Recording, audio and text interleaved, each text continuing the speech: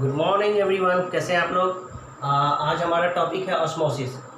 हम लोगों ने सेल स्टार्ट कर दिया है। सेल में डिस्कवरी पढ़ा कि कैसे खोज हुई है इसकी, सेल वॉल के बारे में पढ़ा, प्रोकैरियोटिक सेल यूकैरियोटिक सेल के बारे में पढ़ा, प्लाज्मा मेम्ब्रेन के बारे में पढ़ा, डिफ्यूज़न के बारे में लास्ट क्लास में पढ़ा है, और आज ऑस्मोसिस के बारे में पढ़ेंगे। मैंने लास्ट क्लास में बोला था डिफ्यूज़न और ऑस्मोसिस लगभग मिलता जुलता है, चचेरा फुफेरा भाई है, मतलब अपने कज़न ब्रदर टाइप का ना।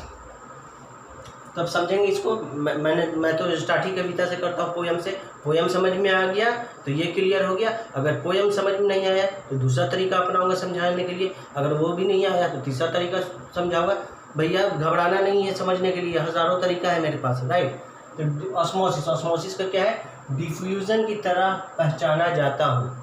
ऑस्मोसिस कह रहा है अपने आप को कि डिफ्यूज़न की तरह पहचाना जाता हूँ। मैंने लास्ट क्लास में बोला था ना, डिफ्यूज़न ऑस्मोसिस सब मिलता जुलता है, आपस में रिश्तेदार की तरह है। जो फीचर्स था, प्रॉपर्टी था डिफ्यूज़न का, सिमिलर ऑस्मोसिस का भी वही है, थोड़ा बहुत चेंजेस है। इसीलिए कह रहा है डिफ्यूज़न की तरह पहचाना जाता हूँ। कौन? ऑस्मोसिस। तो डिफ्यूज़न कौन क्या था? हायर कंसंट्रेशन से लोअर कंसंट्रेशन की तरफ मूवमेंट को डिफ्यूज़न कहते हैं। तो ऑस्मोसिस भी क्या कर रहा है कि डिफ्यूज़न की तरह पहचाना जाता हूँ। तो ये भी सेम टू सेम होगा। आगे, मैं भी ज़्यादा से कम की तरफ आता हूँ। कहा था ना अभी, हायर कंसंट्रेशन से लोअर कंसंट्रेशन की तरफ। तो हायर कंसंट्रेशन से लोअर कंसंट्रेशन की तरफ मूवमेंट किसका? तो आप याद करो, मेरे लास्ट क्लास में डिफ्यूज़न में मैंने बोला था हायर कंसंट्रेशन से लोअर कंसंट्रेशन की तरफ मूवमेंट किसका? तो सारे मीडियम का, गैसेस मीडियम का भी, लिक्विड मीडियम के भी। बट ऑस्मोसिस में सिर्फ लिक्विड मीडियम हायर कंसंट्रेशन से लोअर कंसंट्रेशन की तरफ जाएगा। क्लियर? सिर्फ लिक्विड मीडियम हायर कंसंट्रेशन से लोअर कंसंट्रेशन की तरफ जाएगा। मतलब वाटर का मूवमेंट होगा हायर कंसंट्रेशन से लोअर कंसंट्रेशन की तरफ। किसमें? ऑस्मोसिस में। डिफ्यूज़न की तरफ पहचाना जाता हूँ, मैं भी ज़्यादा से कम की तरफ आता हूँ, मेरा मूवमेंट सिर्फ लिक्विड मीडियम में ही होता है। अभी बोला ना, लिक्विड मीडियम में सिर्फ होगा। किसमें? ऑस्मोसिस में। और डिफ्यूज़न में सारे मीडियम में। मेरा मूवमेंट सिर्फ लिक्विड मीडियम में ही होता है, मैं तो ऑस्मोसिस कहलाता हूँ। अब अगर आप डिफरेंस भी पूछे तो डिफरेंस भी बता सकते हो डिफ्यूज़न और ऑस्मोसिस में। तो मैं फिर से एक बार, डिफ्यूज़न की तरफ पहचाना जाता हूँ। कौन? ऑस्मोसिस। मैं भी ज़्यादा से कम की तरफ आता हूँ, movement from higher concentration to lower concentration. मेरा मूवमेंट सिर्फ लिक्विड मीडियम में ही होता है।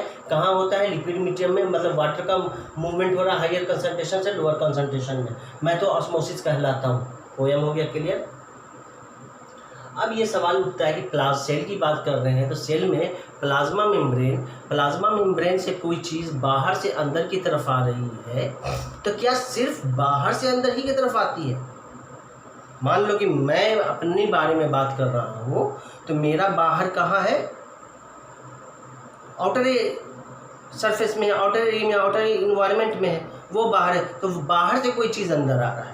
अगर मैं अंदर की बात करूँ, मेरे बॉडी के अंदर की, तो मेरे बॉडी के अंदर की बात करूँ तो मेरा बॉडी के अंदर का पोर्शन जो हो जाएगा वो बाहर हो जाएगा, और ये क्या हो जाएगा? अंदर हो जाएगा। क्लियर? तो यही है कि जो बाहर से अंदर की तरफ मूवमेंट हो रहा है वो दोनों केस में होगा। इसको समझाते हैं। कैसे समझाए तुमको?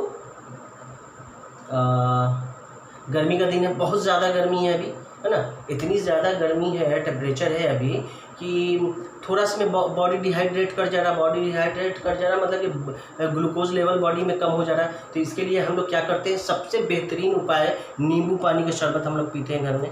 नींबू पानी अगर पीते हैं तो पानी का टेस्ट अगर कोई पूछता है तो क्या बोलते हैं? कलर क्या बोलते हैं? कलरलेस है। टेस्ट क्या बोलते हैं? टेस्टलेस है। वाटर क्या है? वाटर की ये फीचर्स है, प्रॉपर्टीज़ है कि भाई कलरलेस है, टेस्टलेस है। बट हम जब नींबू शरबत पीते हैं तो क्या कहना है, जब बर्फ़ का पानी उसमें मिल जाए तो सोने पे सुहागा। तो सादा पानी जो टेस्टलेस था, अब इसमें शुगर मिला दिया, चीनी मिला दिया, तो अब वो टेस्टलेस ख़त्म हो गया भाई साहब। अब उसकी पहचान ख़त्म हो गई। अब ये साहब मीठा हो गया। मतलब ये पता चला कि इसमें एक और क्वालिटी है वाटर में कि अपने आप में किसी चीज़ को मिला लेता है। यही पता चला ना। पहले पानी था तो टेस्टलेस था, चीनी उसमें मिल गया तो क्या हो गया? वो टेस्ट आ गया। कैसा हो गया? तो मीठा हो गया। मीठा का मतलब ये हो गया कि वाटर में क्वालिटी है कि किसी भी चीज़ को अपने में विलय कर ले रहा है। तो चीनी क्या हो गया? विलयशील हो गया। विलयशील ठेठ हिंदी है ना, विलयशील को इंग्लिश में बोलेंगे सॉल्यूट। तो चीनी कैसा है, तो सॉल्यूट है, जो घुल जाए। अब घुलाने वाला कौन है, पानी है, तो उसको कहेंगे सॉल्वेंट। घुलाने वाले को कहेंगे सॉल्वेंट, मतलब पानी मेरा सॉल्वेंट हो गया, चीनी घुल गया तो चीनी सॉल्यूट हो गया, और दोनों को मिलकर जो शरबत बना that is our solution mixture. Clear, clear समझ में आया। जो मिल गया दैट इज सॉल्यूट, तो मिला कौन, चीनी, ठीक है। जिसने मिला लिया दैट इज सॉल्वेंट। तो फिर से समझो, मैं भी थोड़ा सा ये हो जा रहा हूँ। जो मिल गया दैट इज सॉल्यूट, तो मिल कौन गया, चीनी। जिसने मिला लिया दैट इज सॉल्वेंट, तो किसने मिला लिया, वाटर ने मिला लिया। दोनों को मिलकर शरबत बन गया, मतलब मिक्सचर बन गया, दैट इज सॉल्यूशन। क्लियर। तो शरबत क्या है, सॉल्यूशन है। चीनी क्या है, सॉल्यूट है। वाटर क्या है, सॉल्वेंट है। क्लियर। तो सॉल्वेंट वाटर का मूवमेंट, मतलब हम कह सकते हैं बायोलॉजिकल टर्म में यहाँ पे सॉल्वेंट का मूवमेंट हायर कंसंट्रेशन से to lower concentration that is osmosis. Clear. Solvent का मूवमेंट हायर कंसंट्रेशन से lower concentration that is osmosis. Plasma membrane में हो जाता है, क्यों होता है कि भैया plasma membrane selective permeable membrane है, वो इजाज़त देता है सेलेक्टेड चीज़ को कि तुम अंदर आ जाओ भाई साहब, तुम अंदर बाहर जा सकते हो। उसके परमिशन के कोई नहीं आ सकता है, अंदर बाहर कर सकता है। लास्ट क्लास में मैंने बोला था ना कि इसकी क्वालिटी क्या है कि भाई प्लाज्मा मेम्ब्रेन पतली है, मतलब कि ब्रूसली टाइप का, पतला दुबला है, तो दो झापड़ मार के आप घर में नहीं घुस सकते हो। अगर घुसेगो ना तो अब तो बता देगा वो कि कौन सा चीज़ है। तो प्लाज्मा मेम्ब्रेन पतला है, बट आप वो जब तक परमिशन नहीं देगा कोई चीज़ अंदर नहीं आ सकती, और अंदर से वो बाहर नहीं जा सकती। मतलब ये प्रॉपर्टी जो प्लाज्मा मेम्ब्रेन का है, इसको सिलेक्टिव परमिएबल मेम्ब्रेन कहते हैं। सिलेक्टिव परमिएबल मेम्ब्रेन के कारण ही जो सॉल्वेंट है, मतलब जो मेरा लिक्विड है, वाटर है, वो हायर कंसंट्रेशन से लोअर कंसंट्रेशन की तरफ मूव कर रहा है, राइट। तो बाहर से अंदर की तरफ जो चीज़ आ रहा है उसको इंडो ऑस्मोसिस कहते हैं, और अंदर से बाहर की तरफ जो चीज़ जा रहा है उसको एक्सो ऑस्मोसिस कहते हैं। क्लियर, क्लियर है कि कोई कंफ्यूजन है क्या? अच्छा, इसका एग्जांपल देखिए, बाहर से अंदर, अंदर से बाहर। पतला दुबला आदमी को बोला जाता है ना कि ड्राई फ्रूट्स खाओ, दबा के खाओ, खास कर किशमिश खाओ, रेसिन। भाई किशमिश तो बड़ा स्वादिष्ट होता है ना, खट्टा मीठा लगता है ना, तो किशमिश खाओ। तो किशमिश को कभी रात में फुला देना पानी में फुलाने के बाद सुबह में देखना तो क्या होगा, किशमिश एकदम फूला फूला हुआ लगेगा कि वाह कितना सुंदर दिख रहा है। और जब बाज़ार से लाया तो सिकुड़ा सिकुड़ा हुआ था, अजीब सा था ना। जब पानी में फुला दिया रात भर तो सुबह में बड़ा बड़ा एकदम हो गया, खूबसूरत सा। तो भैया पानी में फुलाया तो पानी में ऐसा क्या चीज़ था कि उसको गुब्बारे की तरफ फुला दिया? कोई तो चीज़ होगा ना, बताओ।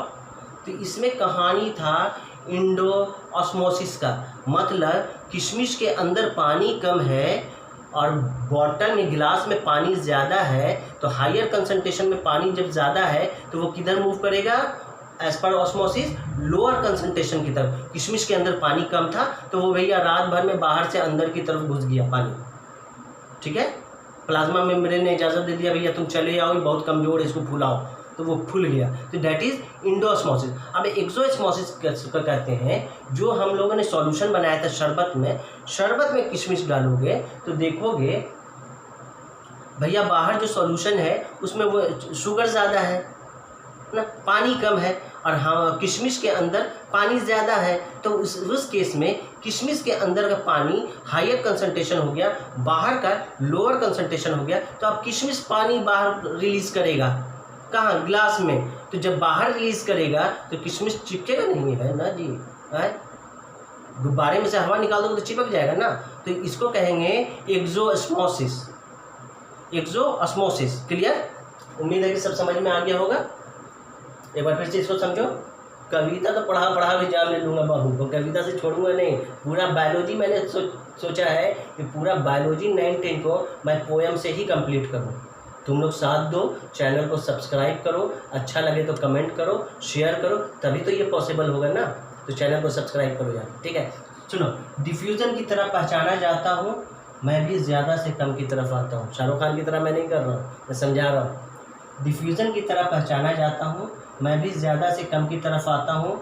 मेरा मूवमेंट सिर्फ लिक्विड मीडियम में ही होता है, मैं तो ऑस्मोसिस कहलाता हूँ। समझ में आ गया होगा। चलो भाई, थैंक यू सो मच।